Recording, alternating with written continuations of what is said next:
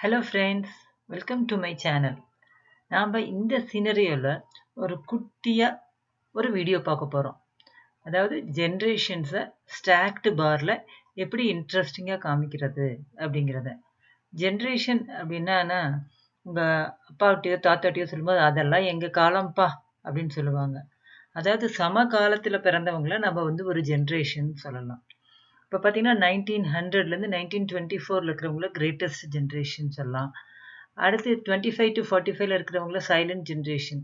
இப்போ ஒவ்வொரு ஜென்ரேஷன்லேயும் இருக்கிறவங்க ஒரு சேம் ஆட்டிடியூடு, சேம் பிரச்சனைகளை சந்திச்சிருப்பாங்க. அவங்களுடைய அச்சீவ்மெண்ட் ஓரளவுக்கு சேமாக இருக்கும். அப்படி பார்க்கும்போது இவங்கெல்லாம் பேபி பூமர்ஸ், ஜென்ரேஷன் எக்ஸு, இவங்க ஜென்ரேஷன் ஒய், அப்புறம் இவங்க ஜென்ரேஷன் ஜெட் ஆர் ஜி. இதுக்கப்புறம் 2010க்கு அப்புறம் பிறந்தவங்கள நம்ம என்ன சொல்லலாம்னா ஜென்ரேஷன் ஆல்ஃபா.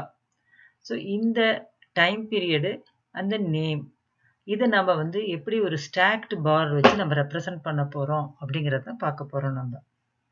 ஸோ நம்மளுக்கு name of the generation, start and end period கொடுத்துருக்கா. இந்த எக்ஸாம்பிள் ஆக்சுவலாக இந்த எக்ஸல்ஜெட் நெட்டுங்கிற வெப்சைட்லேருந்து தான் எடுத்திருக்கேன். அதில் இன்னும் நிறைய இன்ட்ரெஸ்டிங்கான எக்ஸல் டூல்ஸ் டிஸ்கஸ் ஆகிருக்கு. ஸோ இந்த நம்ம பார் சார்ட் நம்ம என்ன பண்ண போகிறோம், ஸ்டாக்ட் பார் சார்ட் ரெப்ரசன்ட் பண்ண போகிறோம். இந்த இடத்துல பார்த்தீங்கன்னா இது கொஞ்சம் மீனிங்லெஸ்ஸாக இருக்குது. நம்மளுக்கு எல்லாமும் ஃபுல் பீரியடு கவர் பண்ணுற மாதிரி இருக்குது. அதே போல் எக்ஸ் ஆக்சிஸும் நம்மளுக்கு இவ்வளோலாம் தேவையே இல்லை. ஆனால் நமக்கு என்ன வேணும் அப்படின்னா, இந்த மாதிரி சார்ட் வேணும். நம்மளுக்கு இப்படி ஒரு பார் இருக்கணும். அதில் ஸ்டார்டிங் பீரியட் 25 இருக்கணும், எண்டிங் பீரியட் 45. அடுத்து பேபி பூமர்ஸ்க்கு அடுத்த லைன்லேருந்து ஆரம்பிக்கணும், 46லேருந்து ஆரம்பித்து 64. இந்த மாதிரி நம்மளுக்கு பார் சார்ட் வேணும். ஸோ அதனால் இதில் நம்ம கொஞ்சம் சேஞ்சஸ் பண்ணிக்கலாம். இதில் என்ன பிரச்சனைனா, நம்மளுக்கு எண்ட் பீரியடே வேண்டாம். நமக்கு வேணுங்கிறது 25லேருந்து 45க்குள்ளே இருக்கிற டியூரேஷன் தேவையாக இருக்குது. அதனால் நம்ம இந்த இடத்துல நம்ம என்ன பண்ணலாம்னா டியூரேஷனுங்கிற காலம் ஒன்று போட்டுக்கலாம். is equal to this period, end period minus the start period. ஃபார்முலாவை ஃபுல்லாகவே நம்ம ட்ராக் பண்ணிக்கலாம். இப்போ நம்மளுக்கு வேணுங்கிறது இந்த start name, start and duration. இப்போ இதை செலக்ட் பண்ணுங்கிறதுனால நம்ம கண்ட்ரோல் கீயை ப்ரெஸ் பண்ணி இந்த காலத்தை நம்ம செலக்ட் பண்ணிக்கிறோம். ஸோ நான் அட்ஜசண்ட்டாக இருந்தது அப்படின்னா you can use the control key. Insert bar, stock bar. இப்போ ஓரளவுக்கு நமக்கு தேவையான மாதிரி வந்திருக்கு. எக்ஸப்ட் இந்த எக்ஸ் ஆக்சிஸை கொஞ்சம் நம்ம சேஞ்ச் பண்ணிக்கலாம். எக்ஸ் ஆக்சிஸை ஃபார்மேட் ஆக்சிஸ் பண்ணுறோம். நம்மளுக்கு வேணுங்கிறது 1920லேருந்து ஆரம்பித்தா போதும். அதே போல் மேக்ஸிமம் பீரியட் பார்த்திங்கன்னா 2030 இருந்தால் போதும். மேஜர் யூனிட்டு 20 யூனிட்ஸாக வச்சுக்கலாம், மைனர் யூனிட்டு 10 யூனிட்ஸாக வச்சுக்கலாம். இப்போ ஓரளவுக்கு நம்மளுக்கு தெரிஞ்சிருக்கு. சைலண்ட் ஜென்ரேஷன் 25லேருந்து ஆரம்பித்து 45 வரைக்கும் இருக்குது, 46லேருந்து ஆரம்பித்து 64 வரைக்கும் இருக்குது. நம்மளுக்கு வேண்டாது என்னென்னா இந்த ப்ளூ கலரில் இருக்கிற பார், இந்த போர்ஷன் நம்மளுக்கு வேண்டாம், which is for the start year.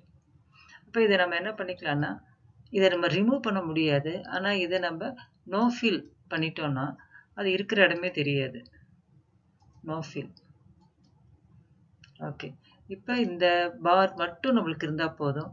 இந்த பார் இன்னும் கொஞ்சம் க்ளோஸராக வேணும். ஸோ டைட்டாக பண்ணணும் அப்படின்னா நம்ம என்ன பண்ணிக்கலாம்னா, இந்த சீரீஸை செலக்ட் பண்ணிவிட்டு டியூரேஷன் சீரீஸை செலக்ட் பண்ணி ஃபார்மேட் டேட்டா சீரீஸில் கேப் வித் இருக்கு இல்லைங்களா, நோ கேப்பை குறைச்சிட்டே வந்துக்கலாம். ஒரு 40, 50 வந்தோம்னா நம்மளுக்கு க்ளோஸராக வந்திருக்கு. இது கொஞ்சம் நம்ம பெருசு பண்ணணும்னா இன்னும் நம்ம கிளியராக தெரியும். ஸோ இந்த டியூரேஷனுக்கு தகுந்த மாதிரி இந்த பார் பெருசாக இருக்குது. அடுத்து இந்த டியூரேஷனில் நம்மளுக்கு என்ன வேணும் அப்படின்னா லேபிள்ஸ் வேணும். இந்த ஒவ்வொரு டேட்டா பாயிண்ட்டும் இந்த இடத்துல நம்மளுக்கு கொடுத்துருக்கோங்க, லேபிள்ஸ் வந்துருக்கு. இப்போ 2018க்கு பதிலாக நம்மளுக்கு வேணுங்கிறது இந்த கேட்டகரி தான். ஸோ நம்ம மறுபடியும் ஃபார்மேட் டேட்டா லேபிள்ஸில் போயிட்டு நம்மளுக்கு வேல்யூ வேண்டாம், லேபிள் கண்டெய்ன்ஸ் கேட்டகரி நேம் கொடுத்துக்கலாம். Yes, this is what we want. ஓரளவுக்கு நம்மளுக்கு வேணுங்கிற மாதிரி கிடைச்சிருக்கு. நம்மளுக்கு இந்த லெஜெண்ட் தேவையில்லை, இதை எடுத்துடலாம். அடுத்து பார்த்தீங்கன்னா இந்த இடத்துல கேப் கம்மியாக இருக்குது. இந்த ஜென் ஆல்ஃபா ரொம்ப பெருசாக இருக்குது. இதுக்கு பதிலாக இன்னும் கொஞ்சம் தலைகீழாக வந்தால் நல்லாயிருக்கும். இப்போ நம்ம என்ன பண்ணிக்கலாம்னா இந்த வெர்டிக்கல் ஆக்சிஸை எடுத்து ஃபார்மேட் பண்ணிக்கலாம். கேட்டகரிஸ் இன் ரிவர்ஸ் ஆர்டர் கொடுத்துக்கலாம். ரிவர்ஸ் ஆர்டர் கொடுக்கும்போது என்ன ஆச்சுன்னா கேட்டகரிஸ் மாறிடுச்சு. ஆனால் நம்மளுக்கு எக்ஸ் ஆக்சிஸ் மேலே போயிருக்கு. அந்த எக்ஸ் ஆக்சிஸை கீழே கொண்டு வரணும். அதனால் இந்த இடத்துல horizontal axis crosses at maximum category close. நம்மளுக்கு இப்போ இதுவுமே தேவையில்லை, ஏன்னா அந்த டீட்டெயில்ஸ் தான் இங்கே இருக்குது. அதனால் நம்ம வந்து இந்த ஆக்சிஸையும் செலக்ட் பண்ணி நம்ம delete பண்ணிக்கலாம்.